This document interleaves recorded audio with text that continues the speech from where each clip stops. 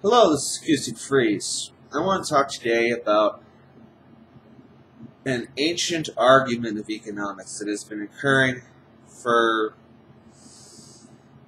at least since the 19th century. The idea of communism versus capitalism, socialism versus capitalism. The old argument of what is better to serve the needs of human beings. I got to thinking that maybe a middle ground does exist. And that maybe in finding that middle ground, we can move among to the next step in our future as a species, moving out amongst the stars. So, what would it be like to use an analogy to understand where our fork in the road is currently?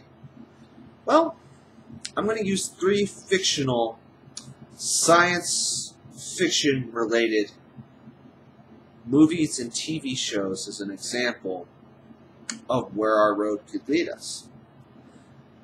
First, I want to address the subject of Mad Max, a 1980s Mel Gibson movie. In that, we completely destroyed ourselves in a nuclear holocaust, where it was what could best be described as tribalism. I learned that maybe with the way things are going in natural resources, we might end up going the Mad Max route if we don't actually learn to solve our issues on a basis where all of humanity knows how to solve them. I, by the way, am far from the globalist of the elite banking system. I don't believe that the current form of globalization will serve humanity at all.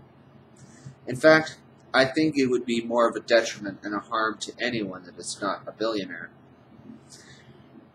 So, what are the other 2 things that I describe as a possible route of eventual globalization? There are 2 sci-fi television shows that I grew up with that helped me understand in an analogy what this would mean.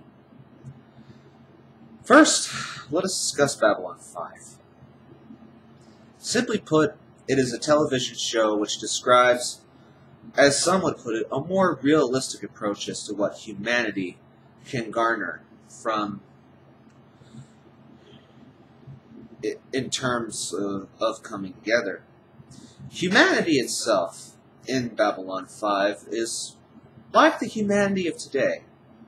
I would describe it as xenophobic, i.e. racism, fearing what they don't understand, and by and large, a sense of arrogant pride, as in we are better than any other species out amongst the galaxy. And then I got to thinking. Then I thought more about it and said, if we did eventually find alien life, if we did decide to go amongst the stars, it would probably end up a lot like Babylon 5, where we would wage wars of conquest and exploitation of resources because we are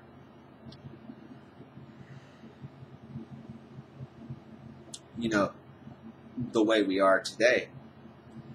The third one is Gene Roddenberry's Star Trek, best described in a Howard Zinn quote that says, "When I talk about socialism, I'm not referring to the Soviet Union.